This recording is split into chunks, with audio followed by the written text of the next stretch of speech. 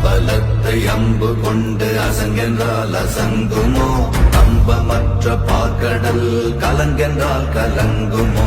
இன்பமற்ற யோகியை இருளும் வந்து அணுகுமோ? செம்பொன்னம்பலத்துளே தெளிந்ததே சிவாயமே. ஓம் நம சிவாய.